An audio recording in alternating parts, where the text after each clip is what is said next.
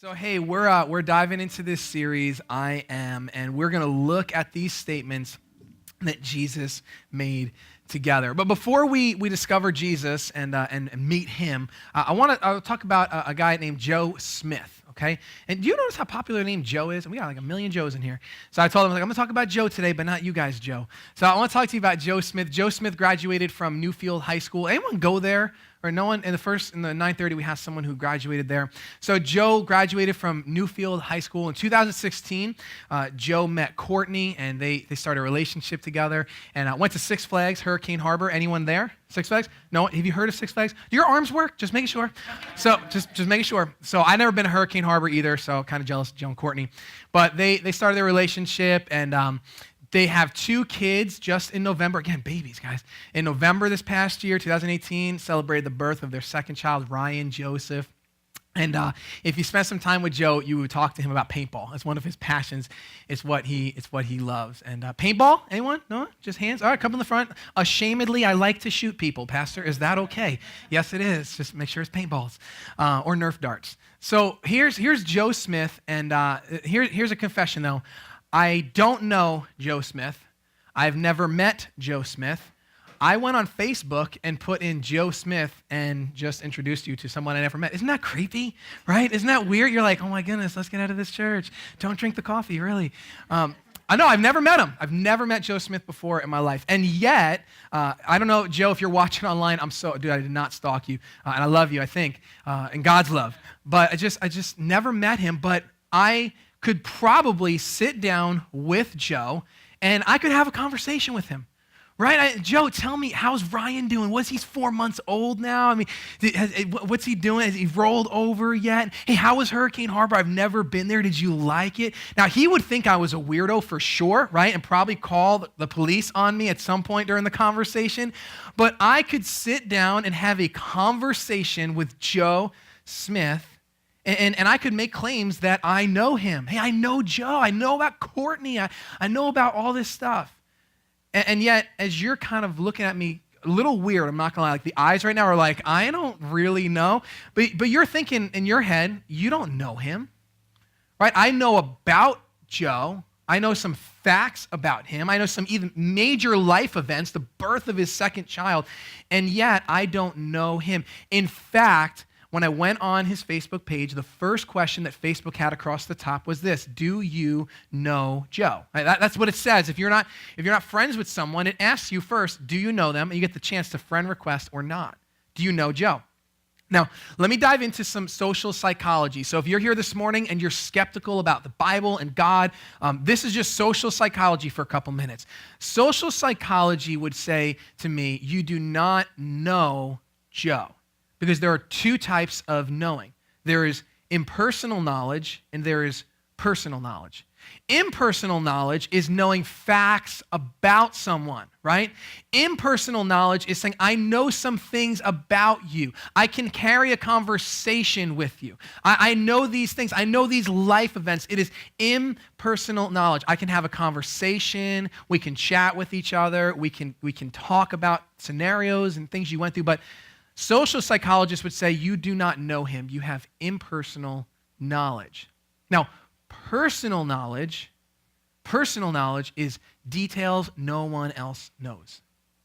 Right? Like if I were to sit down with Joe and Joe were to share with me some of those secret things that it doesn't go on the Facebook page. Some of the things that, no, this is what it looked like leading up to the birth of our son. Let me tell you the story. Some of those things that are unseen, you just got to unpack them. You got to find them and discover them by knowing the person.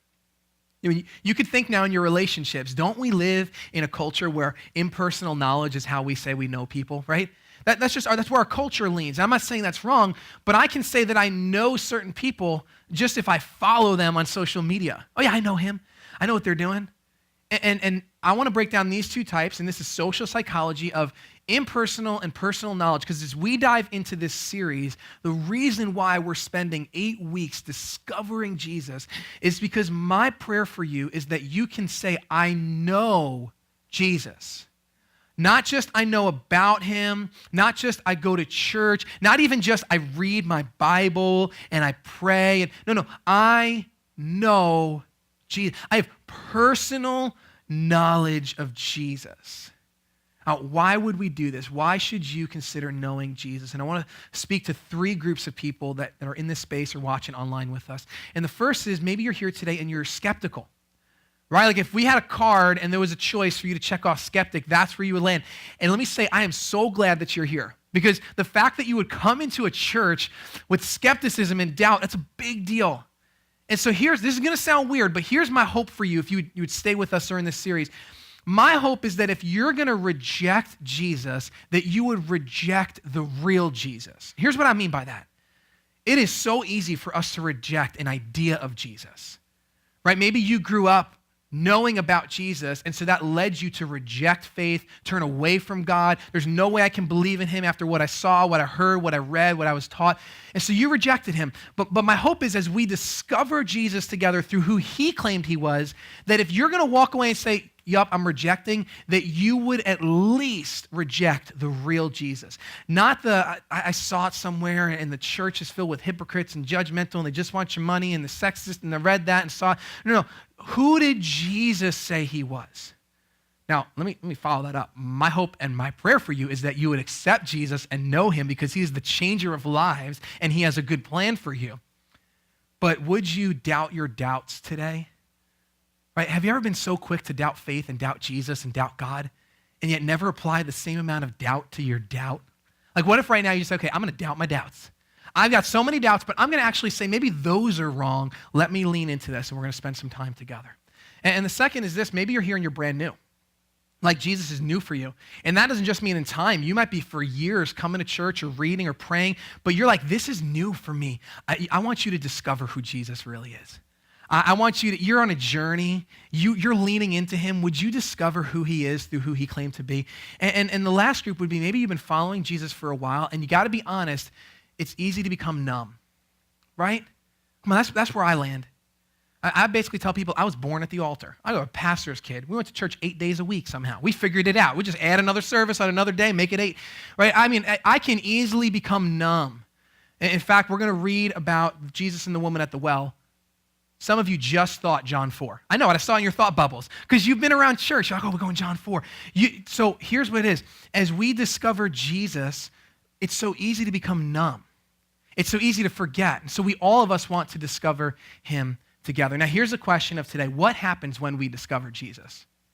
What's actually going to happen if on March 3rd, you say after this time period, say, okay, I want to discover him. Okay, what's my first step? What's my next step? Whether I already know him or I don't know him or I've known him, what is my next step as I discover Jesus? And so that is where we are going to go today. Now, before we dive into our text, before we go into John 4, I got to give you a little bit of culture and a little bit of history. Now, it may seem boring, it may seem useless and pointless, but just stay with me because if you don't understand these cultural aspects, we're going to miss so much of the beauty of this story.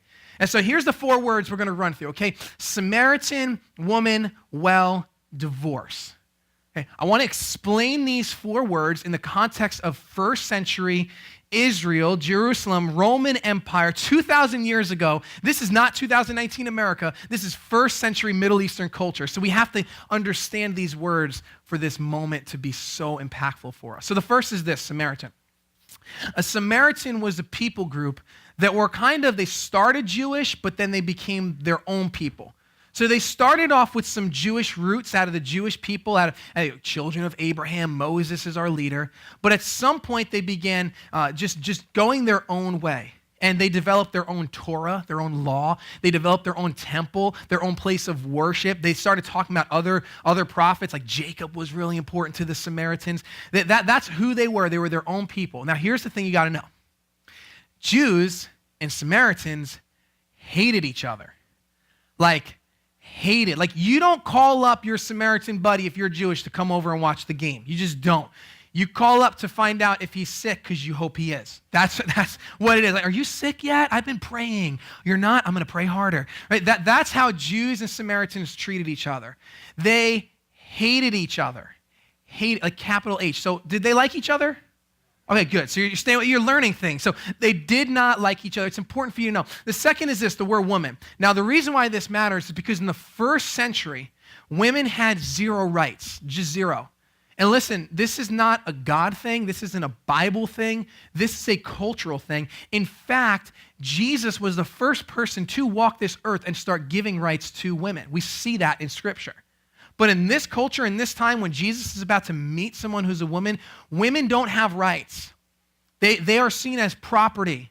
They are seen as just not equal at all. In fact, let me give you this illustration. You would never bring a woman to court as your witness because women could not be trusted as witnesses. That was how low they viewed them.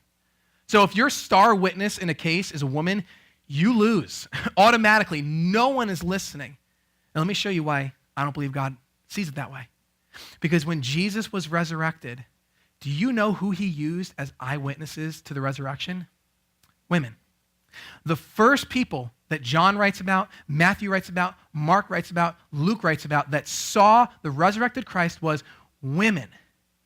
That's massive because either it didn't happen and they lied about it or it actually happened. And we know it actually happened because if you're trying to spread this truth in the first century that there's a resurrected Savior and you use women, you're either psychotic for doing that or it actually happened and you had to tell the way it happened. So it happened. God placed value on women. But you're going to see here that no one else was when we get into this story. The third thing you need to know about is a well. So a well is a place where water is found. You go digging for the well. This is a desert climate. You go to find life at the well, water at the well. But it's not just about water. This is a place of socializing. In fact, I talked to some pastors and other people, and they say that like modern day wells are coffee shops. It's kind of like where you go and you interact with people and you spend time with each other and you bring your friends there. And it's a good gathering place. And so that's what the well was. It wasn't just about getting water. It was a socializing place. And the last thing I want to talk about here for this context is divorce. And the reason why you need to know this is because in the first century, men could divorce women for any reason at all. Women did not get the right to divorce the man they were with. So men could literally, this is the divorce process. If you wanted to divorce your wife, all you had to do is go to the center of the marketplace and 3 times say, I divorce her, I divorce her, I divorce her. You're done, right? You save a lot of money, right? It's just way different. It's just, I divorce her. And it could be for any reason at all. She burnt the toast. She showed up late. She went over budget. She just doesn't please me anymore. It doesn't matter. Men could just do that. That's the first century that Jesus walks in. You see how eroded culture got and how suddenly Jesus is walking the earth. And he's about to meet a Samaritan woman at the well who's been divorced. Okay, that's why these words matter. Okay, so are you with me? You good? Still awake? Good? Need more coffee? If you want babies, it's back there, okay? Let's read John chapter 4. Jacob's well was there. And Jesus, tired from the long walk, sat wearily beside the well about noontime. Now that's important too. You got to see what time it is because this is a desert. So Jesus has been journeying. He's been going from one place to another. He's tired and he comes to a well about noontime and he sits down. Look what happens. Soon a Samaritan woman came to draw water. And Jesus said to her, please give me a drink. That seems like a pretty fair request, right? Middle of the day, tired from a journey, Samaritan woman's coming. Hey, what are you pouring? I'm drinking. Give me something you got from this well. I need a drink. I'm tired. I'm thirsty.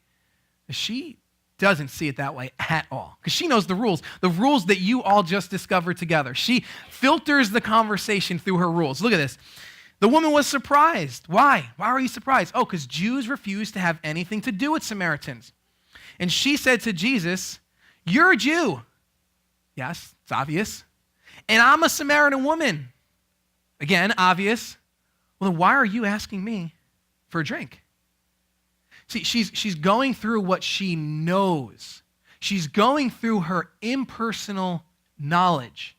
She's going through the facts of society. You're a Jew. I'm a Samaritan woman. Why are you asking me for a drink? We don't talk to each other, man. Let me remind you, you're a man. I'm a woman. You're a Jew.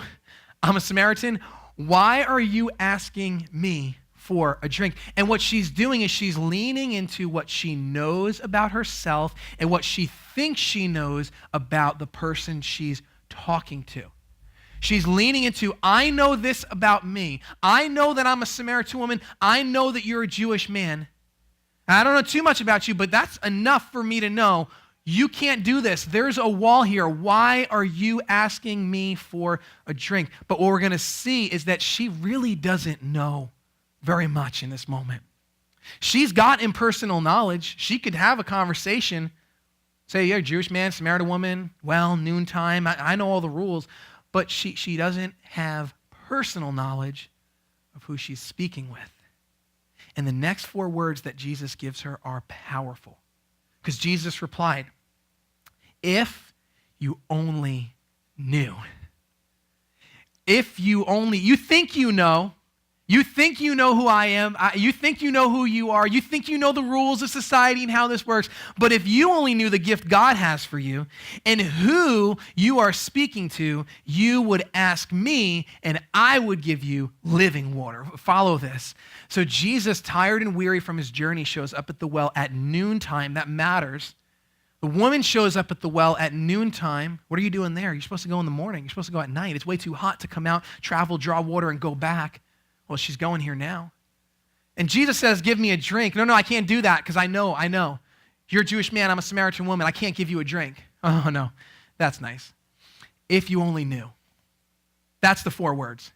If you only knew. If you knew who I was, if you had knowledge, personal knowledge of who's talking to you, this would not be me asking you for something. Trust me. You would be asking me for something. And he starts going off on this tangent. It's a beautiful, beautiful conversation. Now, I've used this phrase before, if you only knew. Usually, I'll use it if I see someone drinking 7-Eleven coffee. I'm like, if you only knew where Starbucks was, you poor person. That's gasoline. Why are you putting that? That's personal pet peeve. But just this past week, actually, a couple days ago, I had another if you only knew experience with my children. So listen, this isn't going to be gross. Parents, you'll understand, okay? If you don't have babies yet, you'll understand a little bit. But my 2-year-old pooped on the potty this week. Can I get an amen from someone? I mean, like hand claps. And those of you waiting, you'll clap someday, trust me. But she pooped on the potty, and so I'm like, yes, this is awesome. Like, $35 a month back in my bank account, no more diapers. Here we go, right? Amen. So she poops on the potty, and with my son, when he did that, we brought him to the store. He got to pick out a toy, and we just make a big deal and celebrate. And so with Cece, we said, okay, we're going to bring you to the store. You get to pick out a toy. Now, my son, who's 4, we're already 4 years old. We're teaching him money management principles according to God's word. So he's got 3 jars on his dresser, a give jar, a save jar, a live jar, and he lives by 10, 10, 80 with his percentage. It's fun. If you see him, ask him, how much do you get to live on? He goes, 80%. It's a lot of fun. So he's got his jar filled with all the money he's been saving, and he's got $25 in there. With for him, I mean, that's like $1 million, right? He got $25 to go and spend. So he gets his money, and Cece brings like herself because she pooped. So she's going to get to go to pick a toy for what she did, and he's going to go buy a toy with what he has. So we get to the store, and we kind of divide and conquer, and we're taking aisles out, Amy, and we're swapping on off. But I noticed with Nate, he was very much attracted to things that I knew by the time we put him in the cart, they'd be broken or lost, right? You know what I'm talking about, parents? Like do not put that in the cart. But here's the thing, because we want to teach him. I got to let him do what he's going to do. But I have to get this, if you only knew, bud, you've got $25 right now. So I'm trying to help him as he's looking at things that are $3, $6, and wants these surprise things they're going to lose them. And then the goose stuff gets stuck in my couch. I'm like, no, you got 25. So look, $24.99, anything around there, you're going to get more if you only knew. And it was just this moment where I'm looking, and with his limited impersonal knowledge, just the facts are I've got money and I'm in front of an aisle, and yet I'm over here no, dude, you can get something cool. So to close out the story, he did get something for $25. It's a PJ Masks playset. I'm excited about it. It's got some cool new toys for me, him, and it's a good thing. But I'm looking at that, and in my limited way as a parent, and you with your relationships, whether it's parent-child or friendship or at work or wherever that is, you know what this is like. You know when you look at people around you and they're going through moments and you're like, man, if you only knew, because I've been there, because I have personal knowledge of that experience, because I've made that decision. If you only knew where this goes. And here's Jesus with this woman, and he's starting to have conversation with her now about the water because he's using physical stuff to point to spiritual truths. And so they start talking. He says, I got living water. And she's like, give me some of that water because if I have that, I never have to come back here. And the reason why she doesn't want to come back to the well is because notice she came at noontime by herself because no one wanted to be with her. And Jesus is trying to say, listen, I've got water your soul needs way more than your body needs it. The stuff I'm talking about isn't just physical. It's not just to get you from having to travel by yourself because your friends have rejected you and ladies don't want to travel with you anymore. They don't want to be your friend. No, it's not about that. I've got living water for your soul. See, Jesus today, March 3rd, let's fast forward, in your life and in my life, in our online family's life, he has living water for our souls. He's got stuff that he's able to do in the whole self, not just physical, but the self that matters, the soul. And he's trying to point this woman to this living water, and she's just not getting it because there's something in the way. And so he's got to expose it. And we're about to read something that's going to make you question Jesus' people skills, all right? Because it seems like he's being mean, like he's being harsh, like why would you say that to her? But he's doing something in her heart so he can make her new. So he says in verse 16, he said, go call your husband and then come back. Right? Like she's just not getting it. She just keeps going back to this well water and he's trying to talk about soul water. So he's like, let me try this. Go get your husband. And she goes, I have no husband, she said. And Jesus says, well, that's nicely put. I have no husband. That's how I read in my head, like with air quotes too. Like, I have no husband, sure. Because he says, you've had 5 husbands. And the man you're living with now isn't even your husband. You spoke the truth there, sure enough. That's called awkward tension, what we're feeling right now. This is like when 2 people are fighting in front of you and suddenly you stare at the carpet harder than you ever have, right? You're just like, I got to get out of here somehow. I'm going to just go this way. Like that's what, that we're leaning into this awkward, tense moment where Jesus has been trying to show her, your soul needs something. This isn't about well water. This is about soul water. You think you know, but if you only knew, here, let me help you. Go get your husband. In other words, let's talk about your past. Let's talk about what you came to this well with. I don't want to go there. I don't have a husband. Okay, well, actually, you've had 5, and the one you're with now, you won't even enter into covenant with. Now, that's why I brought up the word divorce, because in the first century, men had the right to divorce their wives. That's what marriage was like. So that means time after time, again, this woman has suffered and suffered and suffered. She has been hurt. Now, we can't speculate and assume that all 5 of her husbands divorced her because the text doesn't say that. So some of them might have passed and she might have been a widow after one or the other. But here's what we do know. No one wanted her. That's what we're discovering. When she has a relationship history like this of 5 husbands and now a guy, she's like, I can't even commit because no one wants me. Nobody wants me. The ladies don't want to go to the well with me anymore, so I have to wait till it gets really hot to go by myself to the well at noontime. And these guys don't want me. And Jesus is unpacking and uncovering something that's been deep inside of her, not to be mean or harsh, but to make her new, because he's gonna declare who he is to her. And so she recognizes, like, this is getting tense. So she says in the next statement, sir, the woman said, I can see that you're a prophet. Yeah, no duh. Right? Like, I'm pretty sure no one told you about my history, so I think you're a prophet. Now, what she does there is she starts evading. She goes down this path of trying to deter Jesus from going any deeper. And she starts bringing up her beliefs and her religion and her good works. And you can read it for yourself. She talks about, hey, you Jews say the temple's here, but we think it's here, and we worship the real God. And she's just, what she's doing is she's trying to prove her worth through her good works. Don't miss this because I do it. Maybe you could say you've done it. Where when God starts to really expose our hearts, and where we start to get close to knowing Jesus, and it starts to feel uncomfortable, and he starts talking to us about our lives and our choices and our past and our present and where we're headed, it's like, well, let me just do one of these. And like, but God, we say this, at least I never, right? Fill in the blank. But God, I'm not as bad as, and we bring our good works into the moment with Jesus where he wants us to know him, and we try to evade what he's doing, because let's be honest, it's uncomfortable. Jesus is exposing her story, and she tries to evade him because she figures, well, if I can just prove I'm a good person, we can get out of this conversation, and I'm never coming back to this well again. Right? That's what she's thinking. But don't miss this. That is not why Jesus came to this world. Jesus did not come to this world to make bad people good or good people better. It's not why he came. Jesus came to make dead people alive. Jesus came to make those who were lost found. Those who were blind start to see. In fact, I want to give it to you this way. Jesus didn't come for behavior modification. You do not need Jesus to start healthy habits. You can do that with a rubber band. You know how you do it? Every time you do a bad thing, you do a rubber band. Your body starts to associate the bad behavior with the physical pain. You can shape your own behavior. You can make habits. Jesus did not come to make you a better person. Jesus came for soul transformation. Jesus came to give us living water. Jesus came to be this I am that we're going to discover. Where he's not just trying to make us better people, he's trying to make us brand new people. And that's what he's doing with this woman. And it all hits its high point when at the end of the conversation, Jesus said to her, I am the Messiah.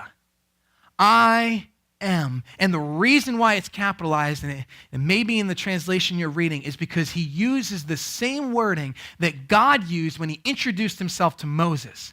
Way back when in Israel history, when Moses said, God, who are you? I mean, I got to tell the people who you are. When I go to Pharaoh, he's going to say, what's his name? God, in his godness, just goes, I am. That's it. Did you imagine if you were that cool and that confident? Be like, what's your name? I am. That's it. Just I am. You can just know me as I am, meaning I am the Alpha and Omega, the beginning and the end, the first and the last. I'm everything your whole self needs. I'm it. I am. And this was a title reserved for God alone, and Jesus in this world starts using it 7 times over. I am. I am. And he's explaining what that means. And to her, he says, I am the Messiah, meaning I am the hope you're looking for. I am your rescuer, and I am your savior. I know you came to this well alone with your history and story, but now I am here, and I can be known. If you would get past all the impersonal knowledge of what you think you know about me. And she goes from evading to embracing. She goes from running away from to running towards the work that Jesus is beginning in her life. And so right after this moment where he declares who he is to her, where she gets to know him, personal knowledge of him, she goes back to the town that has rejected her, and look at what she says. She says, come and see a man who told me everything I ever did. Could he possibly be the Messiah? Now, as I read this in my head, when she says, come and see a man, someone goes, again? You want us to come see a man again? Really? We're not going again for you. No, this guy's different. Oh, what makes him different? You're not going to believe it. This guy has told me everything I ever did. Wait, so he exposed your sin and you're happy about it? Yeah. He told me everything about my history. He told me everything about my life. You've got to come see him. Come on, we're not running away from this guy. He might be the Messiah. We're going towards him. He exposed my life, and he's doing a new thing in me. And so the question that we started off with, what happens when we discover Jesus? What's our first step? Maybe for you today, a first step where you're saying, I want to discover Jesus. Here's how we discover Jesus in 2 words. We come and confess. You want to know if you know Jesus impersonally or personally? Throw it through this filter. Do you regularly come and confess to Jesus? And this isn't come and throw up all the garbage in your life and the bad things and feel like, woe is me and I'm condemned and God hate. No. Do you just come and confess to him? God, here I am again. It's a new day and I want to walk in your presence. I'm coming and confessing my need for you. God, I'm coming and I'm confessing you are Lord of my life. I want to start my day there. I want to walk with my day there. I want to end my day there. I'm going to come and confess. Do you do that? Have you ever in your life? Do you remember the moment? It may not stand out to you, but do you remember the experience where I came and I confessed to Jesus? I said, I need you. I came to the well with my stuff, and I left it there, and I went with Jesus. I came and confessed. That's what it means to know him. That is a starting point for knowing Jesus personally. Now, when we started this, we started in verse 6, and I skipped over some stuff at the beginning, and I want to go back there for a second. Because when John writes about this moment, John starts it this way in 4:4. Now, he, being Jesus, had to go through Samaria. Why? Because he was going from one place to another. Now, I just want to call John out for a second if I can, okay? And John, if you're listening, no offense, all right? But he didn't have to go through Samaria, truthfully. Jesus did not have to geographically go through Samaria. Let me show you this. We have a map we could throw up. Jesus was in Judea, and he had to get to Galilee, and Samaria is there in the middle, okay? But if you're a really good Jewish Samaritan-hating person, you figure out a different way to get to Galilee. And the route, you can look this up, the route that true Jewish people that hated Samaritans would take is they would cross over the Jordan River, and they would take it up and get Bethsaida and take the Sea of Galilee by boat. That's where Jesus walked on water, and the storm was there. And they would come back to Galilee, and we made it. And guess what? We avoided those Samaritans because we don't want to go there. And yet John writes he had to go through Samaria. And it's not geographic reasons why he had to. It is missional reasons. There was a woman there who had been abandoned by her community and by men over and over and over again. And scholars say this as well, that the had to is talking about the mission and purpose of God. That God does not leave us there. In fact, here's the gospel. God didn't have to give us Jesus. He chose to. God did not have to send Jesus to this world to die for our sins. God chose to. What do we read? God so loved the world that he gave his only son. That while we were still sinners, Christ died for us. There is no coercing and twisting God's arm to get him to send Jesus to this world. He did it because he loves you. He did it to provide that way. When we show up with all of our stuff and Jesus shows up and says, I'll meet you there. And so these 4 words that we read earlier are the 4 words for today. If you only knew. If you only knew. Jesus said it to her, and I truly believe it's the words he's speaking to us today. If you only knew. If you only knew that there is a God who loves you, that while other people have told you you're worthless, you have no value, you've messed up way too many times, way too much baggage, way too much history in that past. I can't do anything with it. If you only knew Jesus today. And not an impersonal, fact-based knowledge, but a personal relationship with him. An ongoing coming and confessing. And again, that is not a confessing, man, I am jacked up. Yes, you are, and so am I. But we do not live in condemnation, guilt, or shame in Jesus. We come and confess, I love you, Lord. I need you now. I'm thankful for you. That's how we discover Jesus. I want to read this quote to you as we end. Look at this. By nature, we are all allergic to grace. Isn't that a unique line there? It's like we get close to God's grace and we start sneezing. It's like, I can't be around this thing. It's our nature. It's like, I don't know that I can lean into this. And we resist it. We like this woman, we look for ways to avoid Jesus. What do? We do what she did. I'm a good person. I know where the temple is. I know where church is. I mean, there's a Bible in my house somewhere. I've got it on my phone. And I look for ways to avoid knowing Jesus personally. She turned Jesus' pursuit of her heart into an evasive conversation about different perspectives on worship. And look at that line. In his mercy, Jesus met her right there.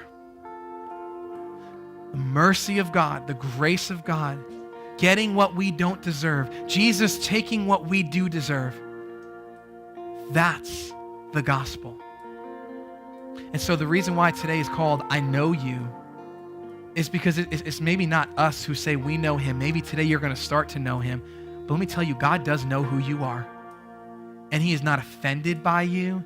And he's not wiping his hands from you in your life to say you've done too much for me to do anything with.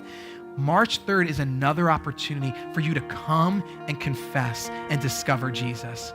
And whether you are a skeptic, whether you are brand new, or you've been serving him and maybe it's become a little numb and the excitement for Jesus is waning, all of us can come and confess and can begin to discover who Jesus is. And so that's what we're going to do today. That's what today is all about. It's a starting point day.